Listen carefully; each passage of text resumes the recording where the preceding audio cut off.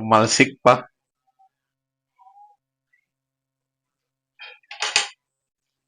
Pagbabalik idol, maglalagay tayo ng star margarine or butter, no? Doon sa lulutuin natin na, ano yun? Abangan nyo. Pag malusaw na siya, lagay tayo ng white onion or red onion lang, no? Mix lang natin to.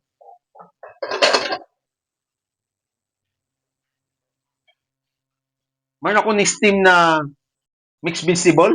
Kung hindi nyo pa nasundan paano gawin, nasa YouTube channel ko lang, puntahan nyo ako. Lagay natin yung patatas.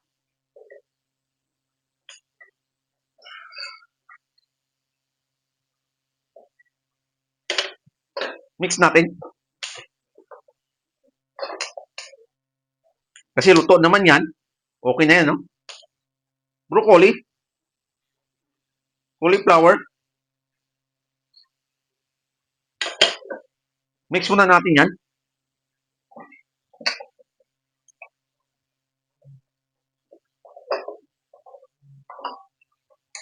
Lalagay tayo ng rock salt.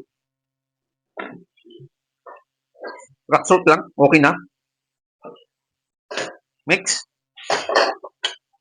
Kalabasa. Carrots pwede. Sayote pwede. Basta crop good lang pwede, no? Mix lang muna natin yan.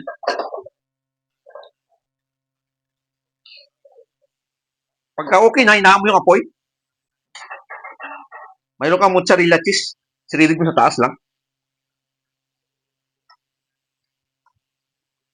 Damihan kung gusto mo. Para masarap. Mix konti. Mozzarella cheese ulit.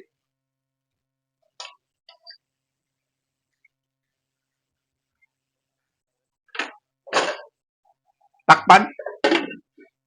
Hayaan natin malusaw yan, no? At balikan natin. Pero kayo na mag-control ng apoy. Tingnan na natin, no? Silipin.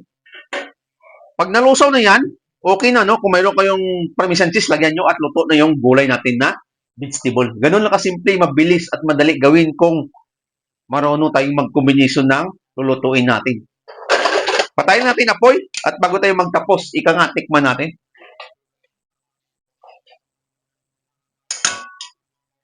Tumalsik pa.